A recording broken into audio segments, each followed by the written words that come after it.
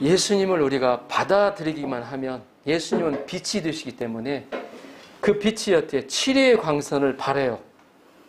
다른 게 아무것도 필요 없어요. 예수님을 받아들이면 내 안의 어두움들은 다 물러가고 내 안에 상처나고 괴롭고 고통스러운 것들이 치유가 되고 새롭게 되고 회복이 되는 역사가 일어납니다.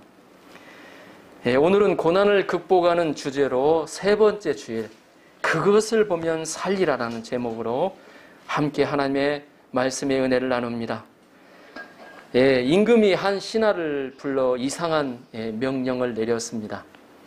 이 우물들을 길어 저기 밑빠진 독에 가득히 채우시오. 이렇게 명령을 내렸습니다. 밑빠진 독에 물이 채워질 리가 없잖아요. 그러죠? 그렇지만 충성스러운 신하는 오직 임금의 명령만을 생각하면서 밤을 낮삼아 물을 길어 열심히 날랐습니다. 결국 보다가 우물 바닥에 드러나고 말았습니다. 그런데 그 우물 바닥에 무엇인가 막 번쩍이는 것이 보였습니다. 그것은 엄청나게 큰 금덩어리였습니다. 신하는 임금 앞에 무릎을 꿇었습니다. 임금님, 용서하소서. 독의 물을 채우지 못했습니다. 그러나 우물 바닥에서 이 금덩이를 건졌나이다. 임금은 빙그레 웃으며 이렇게 말했다고 합니다. 밑빠진 독에 물을 채우겠다고 우물이 바닥나도록 수고했구려. 그대는 참으로 충성스러운 신하여. 그 금덩이는 그렇게 순종하는 신하를 위해 준비된 것이라오. 이렇게 말씀을 했다고 합니다. 세상에 꾀를 내세우며 똑똑한 체하다가 망하는 사람이 많이 있습니다. 만물의 주이신 하나님께서는 순종하는 사람을 기억하시고 반드시 갚아주시는 분이시라는 것을 기억해야 합니다. 오늘 말씀에서는 이스라엘 백성들이 그들의 원망으로 말미암아 불뱀들에게 물려 죽은 사건이 일어납니다. 이러한 때 그들은 이 고난을 극복하기 위해서, 이 징계를 극복하기 위해서 하나님께 나아갑니다. 그랬을 때 하나님은 그들에게 놋뱀을 장대에 매달아 그것을 보는 자는 살리라고 말씀하시고 실제로 그것을 본 자들은 살아났다고 성경은 기록하고 있습니다. 이 시간 말씀을 통하여 고난의 때, 징계의 때에 우리가 어떻게 해야 하는가 지혜를 얻는 귀한 시간이 되시도록 주님의 이름으로 기도합니다. 아멘. 자, 4절 5절을 보십시오. 4절 5절 같이 한번 읽어보도록 하겠습니다. 4절 5절 시작. 백성이 호르산에서 출발하여 홍해길을 따라 에돔 땅을 우회하려 하였다가 길로 말미암아 백성의 마음이 상하니라. 백성이 하나님과 모세를 향하여 원망하되 어찌하여 우리를 애굽에서 인도해 이 광야에서 죽게 하는가. 이곳에는 먹을 것도 없고 물도 없도다. 우리 마음이 이 하찮은 음식을 싫어하노라 하매. 아멘. 이스라엘 백성이 호르산에서 출발하였다고 성경은 기록하고 있습니다. 성경을 읽다 보면 이 호르산에서 중요하다고 할까 하여튼 한 사건이 일어납니다. 이 호르산에서 제사장 아론이 죽임을 받죠? 죽죠? 바로 그 호르산입니다. 잠깐 화면을 한번 보시겠어요? 맨 마지막에 그 지도에 나오는 좀 잘 보이시나요? 호르산이 바로 여기입니다. 이스라엘 백성이 이렇게 쭉 올라가서 여기가 사해고요. 올라가서 이제 실제적으로 이제 가나안 정복으로 이제 들어가는 역사가 일어납니다. 이게 호르산입니다. 근데 여기가 에돔이에요. 에돔. 그래서 실제적으로 이스라엘 백성이 지나간 길을 보면 이렇게 돌아서 이렇게 지나가거든요. 만약에 빨리 갈 수 있다면 에돔이 길을 비켜줬다면 여기에서 이렇게 갈 수도 있잖아요. 네? 근데 이 길로 이렇게 가는 길하고 이 길 가는 길하고 대략 보면 3배 정도가 돼요. 이스라엘은 원래 이 에돔 땅을 지나서 가고자 했습니다. 그게 빠른 길이었어요. 에돔은 야곱의 형 에서의 후손들입니다. 어떻게 보면 같은 형제의 뿌리예요. 그래서 자초지정을 설명하면서 우리가 어떻게 애굽에서 출애굽에서 나와서 하나님의 인도하심을 받고 가나안 땅으로 간다. 근데 너의 길을 좀 비켜달라고 자초지종을 설명하면서 가나안 땅으로 가려고 하니 길을 비켜달라고 부탁을 했습니다. 그러나 에돔왕은 그 뜻을 모르죠, 보면. 예, 자기 또 이게 침략하는 거 아닌가 해갖고 자기 군대들을 데리고 완강하게 지나갈 수 없다고 반대를 했습니다. 그래서 하는 수 없이 이스라엘 백성들은 이 3배가 되는 길을 빙 돌아서 가게 되었다는 것입니다. 그 내용이 민수기, 오늘 본문에 나오는 그 전장, 20장, 14절에서 21절에 기록되어 있습니다. 하나님은 이스라엘이 형제 간의 우애를 지키도록 하기 위해서 오히려 먼 길로 가는 고생을 하도록 하셨습니다. 하나님은 에서에게 주신 기업을 존중해 주셨습니다. 이를 보면 하나님은 목표의 성취보다도 형제 간의 화목을 중시하시는 것을 배울 수가 있습니다. 하나님께서는 때로 선을 이루기 위하여 때를 늦추시는 때가 있다는 것을 우리는 기억해야 합니다. 가족의 화목을 위하여 경제적인 성장을 더디게 하실 때가 있습니다. 가는 길을 험하게 하실 때가 있다는 것입니다. 실제로 이스라엘 백성이 가는 길은 양쪽에 가파른 산이 벽을 이루고 좁고 험하였습니다. 예, 아까 지도 잠깐만 한 번만 더 보여주시겠어요? 예, 여기 보면 원래 이 지름길이 왕의 대로라는 길이 있어요. 옛날 와스르나 바벨론이 애굽을 침공 이쪽으로 올 때는 이 왕의 대로를 통해서 이렇게 들어갔다고 합니다. 그러니까 이게 지름길인 게 원래 본 길이에요. 근데 이 지름길이 안에 있는 게 에돔이에요. 지름길로 갈 수도 없었고 가는 길은 보면 어때요? 거친 길이에요. 황량한 길이었어요. 주위에는 어때요? 양쪽에 가파른 산이 벽을 이루고 좁고 험하였어요. 주위에는 화강암과 돌무더기만 보이고 모래 폭풍이 일어나는 황량한 광야길이었습니다. 이스라엘 백성들은 가까이 갈 수 있는 길로 가지 못하고 험한 길을 그것도 삥 돌아서 가야 하니 그들에게 어떤 마음이 들었겠습니까? 4절 하반절 한번 보십시오. 에돔 땅을 우위하려 하였다가 길로 말미암아 마음이 상하니라. 예, 사람의 이게 마음이 아닌가 하는 생각이 들어요. 아니 저렇게 하면 빨리 갈 수 있는데 왜 이렇게 3배나 되는 길을 가려고 하니까 얼마나 힘들었겠습니까?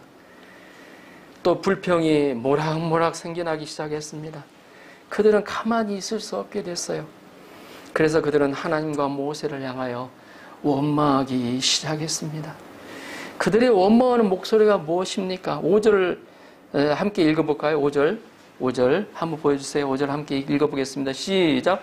백성이 하나님과 모세를 향하여 원망하되 어찌하여 우리를 애굽에서 인도해내어 이 광야에서 죽게 하는가? 이곳에는 먹을 것도 없고 물도 없도다. 우리 마음이 이 하찮은 음식을 싫어하노라. 아멘. 아멘.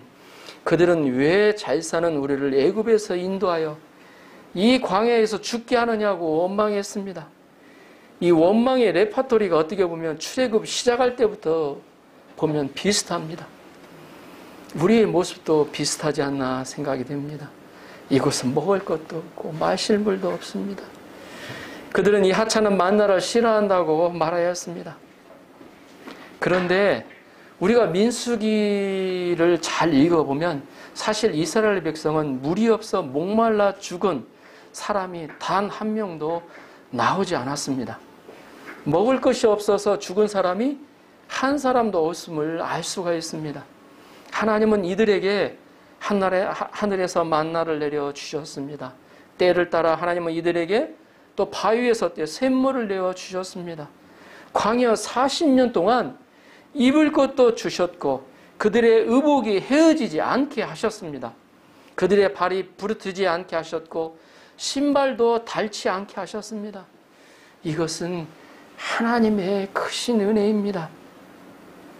우리가 얼마 전에도 우리 한나 성도님이 요즘에는 은혜라는 은혜가 많이 느껴진다. 이 은혜가 느껴지면 사람은 감사 그 마음이 있거든요. 보면 사람이 은혜, 이게 하나님이 나 이런 상태와 이렇게 인도하셨구나.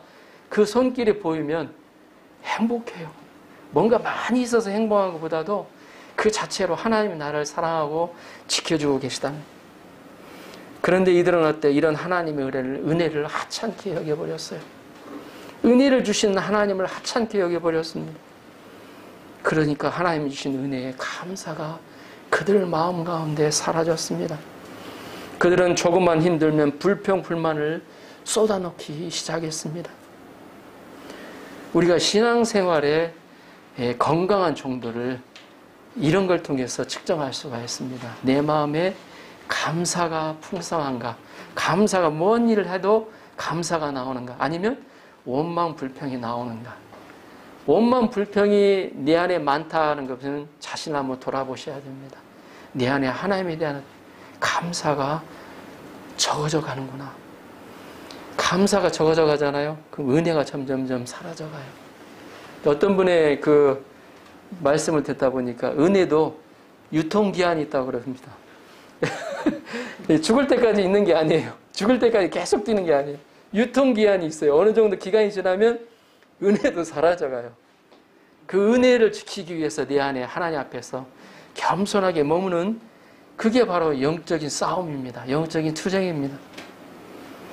불평, 불만을 쏟아넣는 그들에게 하나님은 그들을 어떻게 다루셨습니까? 자, 6절, 7절을 보십시오.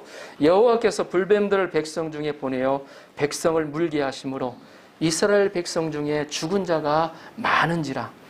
백성이 모세에게 이르러 말하되 우리가 여호와 당신을 향하여 원마음으로 범죄하였사오니 여호와께 기도하여 이 뱀들을 우리에게서 떠나게 하소서. 모세가 백성을 위하여 기도하매 하나님은 이스라엘의 원망을 들으시고 그들이 원하는 것을 지금까지 해주신 적이 있어요. 먹을 것이 없다고 불평했을 때 그들에게 어때요? 먹을 것과 마실 것. 고기가 부족하니까 어때요? 매출하기를 또 원 없이 또 이에 낄 정도로 그렇게 말씀 나오죠. 주셨어요. 그러나 지금 길을 돌아가는 것을 원망하는 것은 그들에게 합당하지 않은 거예요. 이때가 어느 때였냐면 거의 호르산에서 이제 돌아서 이제 가나안 땅 정복의 역사가 시작될 지점입니다. 이게 지금 어느 때냐면 모세가 거의 이제 느부아산에 이제 이렇게 이제 올라가는 길이거든요. 느부안에서 이제 모세가 이제 죽고 이제 여호수아가 이어받아서 가나안 정복의 역사가 시작됩니다. 그러니까 광야 생활 40년을 거의 지나가던 때였어요.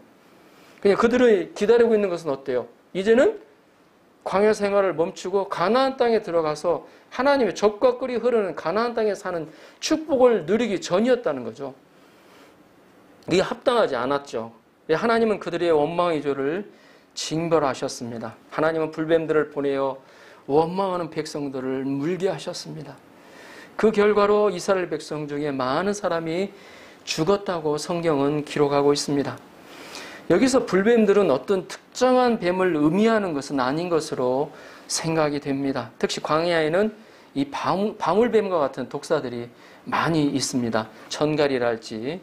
하나님은 독사들을 보내셔서 이스라엘 백성들을 물게 하신 것입니다.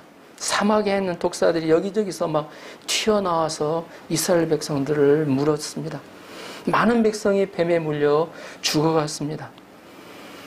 이런 상황을 지켜보면서 어떻게 하겠습니까? 뱀 퇴치 작업에 열을 올리기 쉽잖아요. 그러잖아요. 막 뱀 어디서 잡으면 나오면 바로 어떻게 하고 처치할 것인가. 그거 의논하기 쉽잖아요. 그래야 되죠, 사실. 그러나 하나님이 뱀을 보내시면 제 아무리 인간의 힘으로 노력해도 해결할 수가 없어요. 하나님 앞에 겸손히 엎드리는 수밖에 없습니다.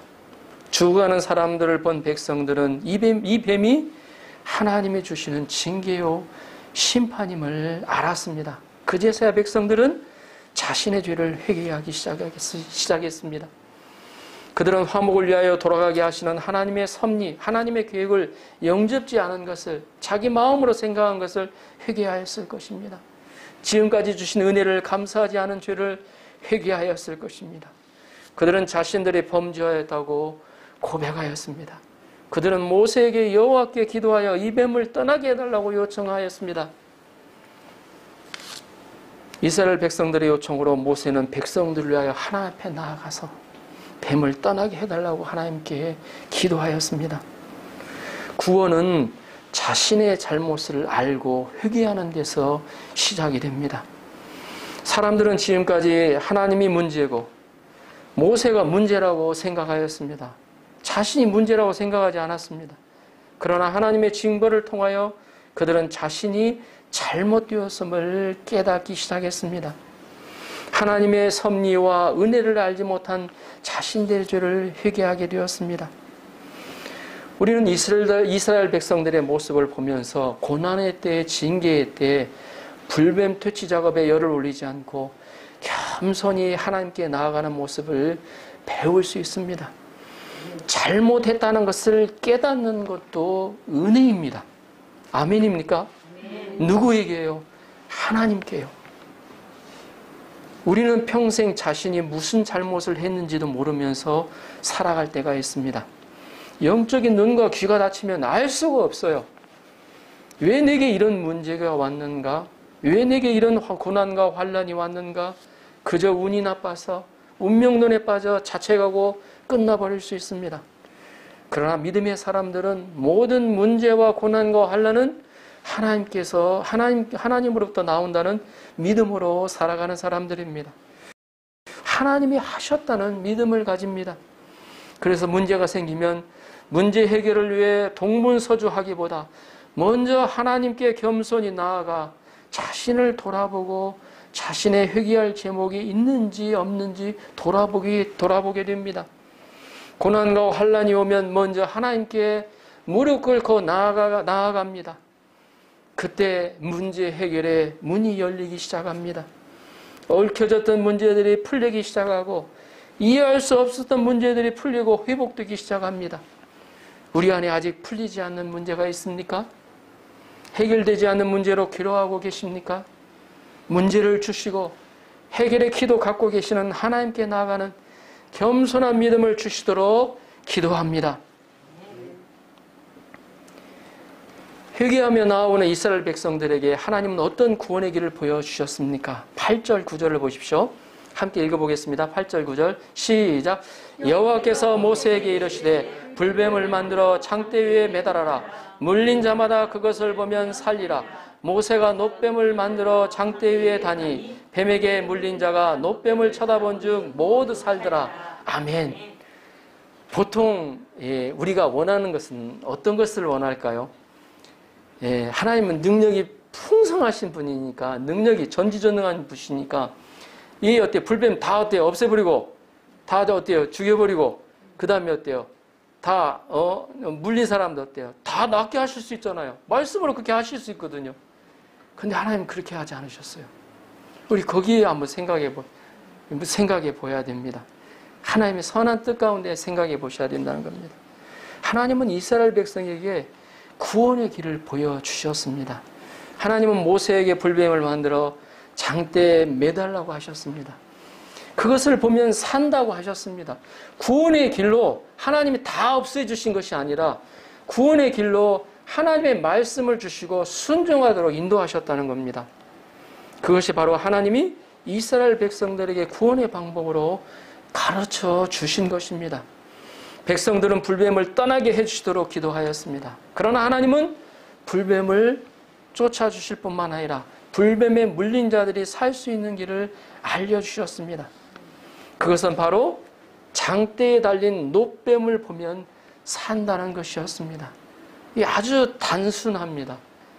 단순하면서도 어떻게 보면 바보와 같은 거죠. 보면 여기에는 큰 믿음이 필요해요. 사실 장대에 달린 놋뱀을 보면 산다는 것은 비논리적입니다. 이해가 됩니까? 비합리적이에요. 네? 의학적이지도 않아요. 독뱀에 물린 사람들이 보통 살려면 어떻게 해야 합니까?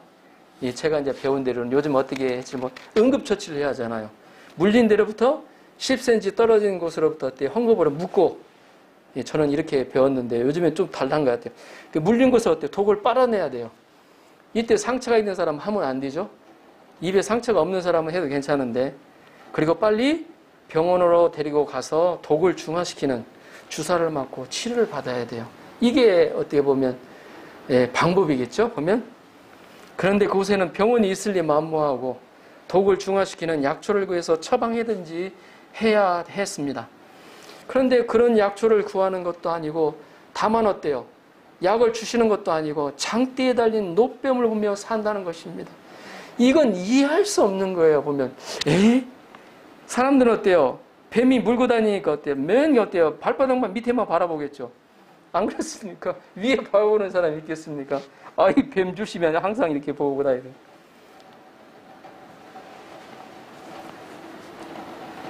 네, 여기서 뱀 좋아하시는 분 계십니까? 아, 요즘에 보니까 뱀을 페트로 해가지고 집에서 그 막 비단면 같은 거 기르시는 분들이 계시더라고요. 예. 근데 제가 제일 싫어하고 무서워하는 것이 뱀입니다. 예. 그런데 그런 뱀 모양으로 만든 노뱀을 보기만 하면 낫는다고 하니 도저히 이해가 되지 않습니다. 여기에는 전적인 신뢰가 필요합니다. 신뢰할 때 순종할 수 있거든요. 하나님은 이렇게 이스라엘 백성들이 하나님과 모세를 전적으로 신뢰하고 순종하기를 원하셨다는 거예요. 하나님은 믿는 자에게 구원의 길을 예비하십니다. 모세는 하나님의 말씀을 믿고 순종하여 노뱀을 만들었습니다. 대장장이를 부르고 뱀의 어때 주영을 만들었겠죠. 그것을 불을 떼서 어때 놋을 빨갛게 녹여서 부었습니다. 그 뱀을 장대 위에 달았습니다. 이는 어때요? 상당히 좀 시간이 걸리는 일입니다. 노뱀을 만드는 동안은 뱀과 싸울 수 없었어요. 뱀에 물린 자들을 치료할 수도 없었습니다. 그래도 하나님을 믿고 노뱀을 만들었습니다. 그리고 어때요? 노뱀을 만들어서 그 어때요? 장대에 메어 달렸어요. 모세는 장대에 높이 달아서 모세는 다니면서 크게 외쳤습니다. 노뱀을 보시오. 그러면 삽니다. 이건 정말 믿기지 않는 말이죠. 많은 사람들이 노뱀을 보지 않았을 겁니다. 정말 웃기는 쇼를 하는 것처럼 생각할 수도 있습니다. 그러나 본 자들은 어떻게 되었습니까? 9절을 보십시오. 9절 함께 읽어볼까요? 9절 시작. 모세가 노뱀을 만들어 장대 위에 다니 뱀에 물린 자가 노뱀을 쳐다본 즉 모두 살더라. 아멘. 할렐루야. 뱀에게 물린 자가 노뱀을 쳐다본 즉 모두 살더라. 본 사람마다 다 모두 살아났습니다. 어떤 사람이 하나님과 모세를 신뢰하고 장대를 바라보았습니다. 그러자 신기하게도 도끼가 빠져나갔습니다. 뱀에 물린 어때 붓기가 가라앉기 시작했습니다. 고통도 사라지고 정상으로 돌아왔습니다. 그는 너무 기뻐서 외쳤습니다. 노뱀을 보니까 나았습니다. 나았단 말씀이요. 그것이 그 사건을 통해서 하나님을 체험한 사람의 간증이죠. 하나님을 체험한 사람만이 그걸 어때요? 고백할 수가 있습니다. 그러니까 다시 말해서 순종해 본 사람만이 체험할 수 있잖아요. 그 말을 듣고 하나둘씩 노뱀을 쳐다보기 시작했습니다. 어떤 사람들은 누워서 봤겠죠. 힘드니까 아프니까 누워서 봤겠죠. 어떤 사람 밥을 먹다가 보았습니다. 어떤 사람은 화장실에서 볼일을 보다가 보았습니다. 그들이 한 것은 노뱀을 하나님이 하신 말씀 그대로 노뱀을 본 것뿐이었습니다. 그런데 본 그들은 다 살아났습니다. 할렐루야. 그래서 믿지 않고 악한 마음으로 노뱀을 보지 않는 자들은 어떻게 되었을까요?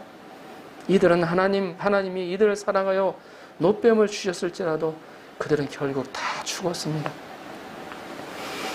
우리는 여기서 한 가지 중요한 사실을 배울 수 있습니다. 순종의 중요성입니다. 말씀에 순종하는 것이 중요하다는 것입니다. 우리가 말씀을 읽고 듣지만 이런 말씀이 무슨 능력이 있고 무슨 힘이 있겠느냐 의아하게 생각할 수 있습니다.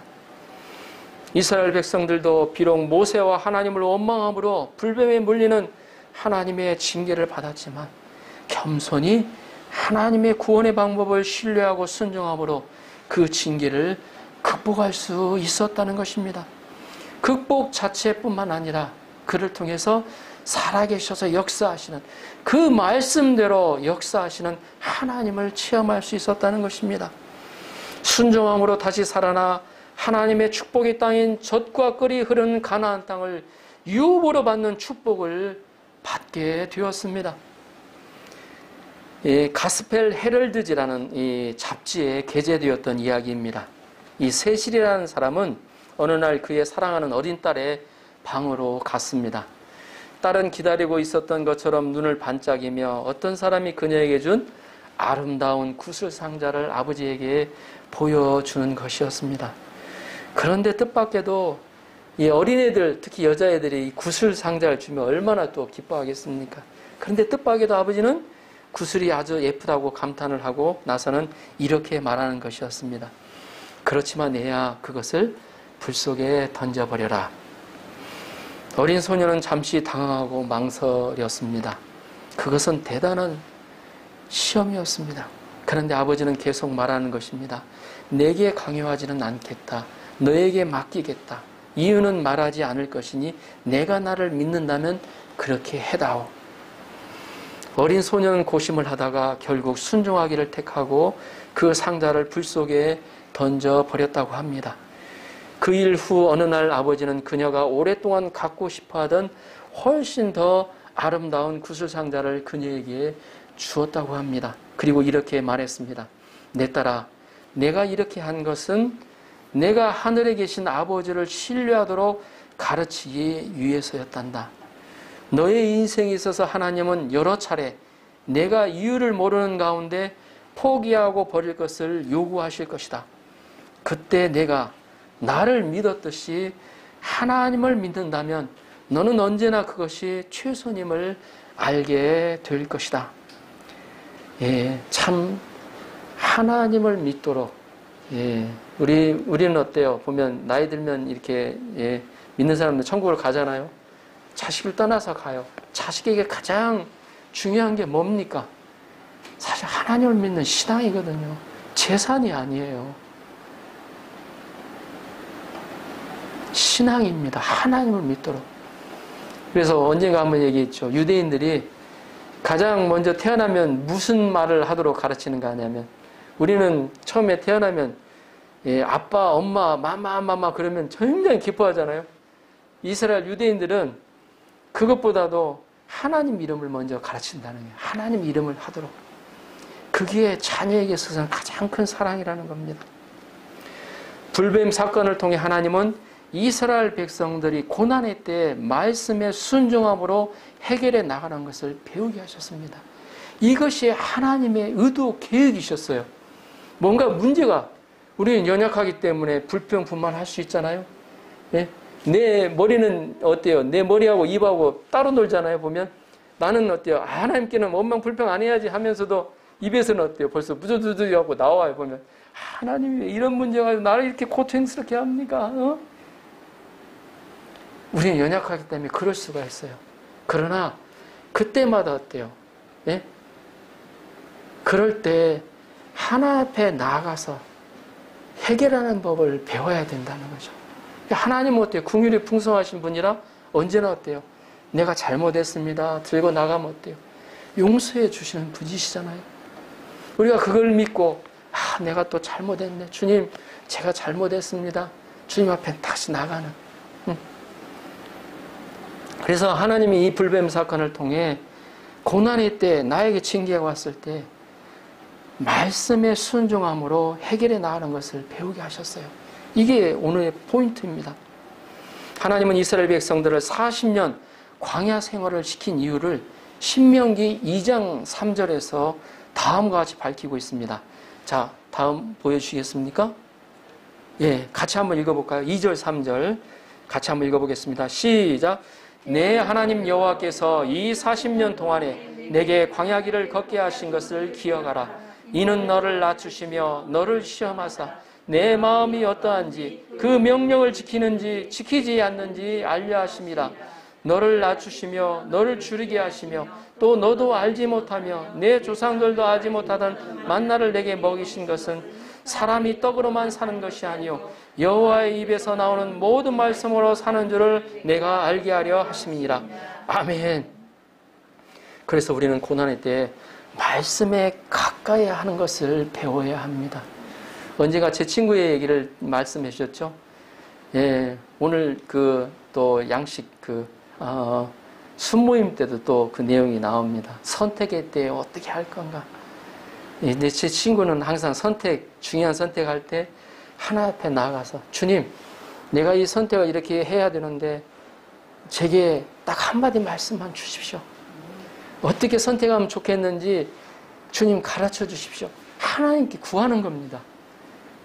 내 생각은 여러 가지 쓰여 있죠. 경제적으로는 이게 낫겠고 뭐 이렇게 여러 가지 제고하겠죠. 그러나 주님은 뭘 원하십니까? 주님께 묻는 거예요. 주님께 선택권을 주는 거예요. 그래서 우리는 고난의 때에 말씀에 가까이 하는 것을 배워야 합니다. 우리가 고난의 때에 어떻게 할 수 있을까? 이리저리 머리 굴리고 자기 경험과 지혜를 총동원해서 해볼 수 있습니다. 노력해 볼 수 있습니다. 그러다도 안 되면 체념하고 절망하며 자포자기하기 쉽습니다. 그러나 말씀의 능력을 믿는 우리는 먼저 말씀을 가까이 해야 합니다. 오히려 문제의 때에, 왜냐하면 문제의 때에 하나님을 체험할 수 있는 기회가 되기 때문입니다. 나에게 주시는 말씀을 듣기 위해서 귀를 쫑긋 세우고, 귀를 이렇게 닫혀 있으면 귀를 좀 탁 세우고 쫑긋 세우고 겸손히 하나님 앞에 나아가 간구해야 합니다. 그때 한마디 말씀이 내 마음에 부딪혀 올 때 그 말씀이 나를 살리고 모든 고난을 이겨낼 힘과 소망을 덧입게 됩니다. 히브리서 5장 8절 9절은 다음과 같이 기록하고 있습니다. 그 다음 장 같이 한번 읽어볼까요? 시작. 그가 아들이면서도 받으린 고난으로 순종함을 배워서 온전하게 되셨은즉 자기에게 순종하는 모든 자에게 영원한 구원의 근원이 되시고 예수님은 하나님의 아들이시면서도 받으신 고난으로 순종을 배워서 온전하게 되셨습니다. 예, 제 간증을 조금 하겠습니다. 마음에 또 감동함을 주셔가지고 원래는 없었는데 원래는 이러는데 하나님 또 마음 또 생각나게 해주시니까 제가 그 학사경고로 굉장히 힘들었다는 말씀을 드린 적이 있습니다. 그런데 유독 나에게만 그런 때 큰 절망이었어요. 어떤 분이 듣다가 이런 얘기를 하게, 아이, 그럴 수도 있지. 뭐, 그거 가지고 그렇게 뭐, 이렇게 막 절망하고 뭐, 인생 끝난 것처럼 그렇게 하냐. 예. 그게 이제 보통 생각하는 사람이겠죠. 근데 저는 그렇지가 않았어요. 인정과 칭찬을 많이 받다 보니까 그게 너무 힘들었던 겁니다. 한번 꼬꾸라지니까 뭐 참 일어서기가 쉽지 않은 거예요. 근데, 그랬을 때 막 절망하고 힘들었을 때 제게 소망의 빛으로 다가온 말씀이 요한복음 1장 42절 말씀이에요. 내가 장차 개발하리라. 하나님은 베드로를 보시고, 예수님은 베드로를 보시고 그의 학력 모든 것을 다 아셨을 거 아니에요. 그런데 장차 개발하리라. 너는 교회의 큰 바위와 같은 존재가 될 것이다. 예수님이 그 베드로를 바라보는 그 소망의 눈이 예수님이 나도 그런 눈으로 바라보시는 것 같아서 그 말씀이 제게 큰 은혜가 됐습니다. 근데 사람은 잘하다가도 그러잖아요. 보면 베드로도 그런 때가 있었잖아요. 열심히 해가지고 뭐 하나님 믿음 있는 것처럼 하고 막 열심히 하잖아요. 그러다 베드로가 결정적으로 넘어진 때가 언제 때입니까? 예수님이 십자가에 그 군병들에 잡혀가고 난 다음에 계집종에게 3번 부인을 하잖아요. 그 베드로에게서는 가장 치명적인 거였어요. 이제 내가 수제자라고 이제까지 이렇게 인정을 받고 살아왔는데, 자신해 보면, 그 전에도 예수님이 말씀하셨잖아요. 닭 울기 전에 3번 울기 전에, 2번 울기 전에 3번 네가 나를 부인하리라. 나는 죽을지언정 주님 부인하지 않겠다고 자기가 아주 호언장담해서 얘기를 했거든요. 바로 그날. 그런데 자기가 그때 계집종 앞에서 자기도 모르게 부인을 해버리잖아요, 보면. 마태복음을 보면 저주하면서 막, 이제 한국말로 말하면 내가 저 사람 아는 사람이면 내 손에 장을 지져 막 그런 쪽으로. 이제 그 모습을, 그랬을 때, 베드로와 예수님이 눈이 마주치는 장면이 묘사가 되어 있어요. 구체적으로 하는데 예수님이 뒤를 돌이켜 보셨다는 장면이 나와요. 그때 아마 베드로가 바라보고 나서 밖에 나가서 가슴을 치며 통곡하며 울거든요. 근데 요한복음 21장에 예수님이 베드로를 또다시 찾아오시잖아요. 내 어린 양을 먹이라. 내가 나를 사랑하느냐 하시잖아요. 그를 통해서 제가 바라본 것이 뭐냐면,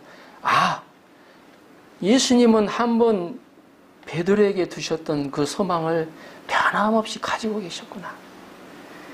변함없는 소망을 가지고 인도하시는 예수님이 제 마음에 오니까 저의 연약함과 허물, 다 앞으로 다가오는 그러한 문제들에 대해서 이렇게 되면 어때요? 잘리지 않을까? 그런 생각이 안 드는 거죠. 그래서 항상 예수님을 바라보면, 내가 가장 힘들고 고통스러울 때 그 주님만을 바라보면 소망이 생겼어요. 내가 다시 일어설 수 있구나. 그래서 저의 그 학사 경고에 그런 절망적인 상황에서 예수님을 만나게 됐고, 나중에 이제 돌아보면서 이것이 나에게 주신 하나님의 은혜였구나 깨닫게 됐어요.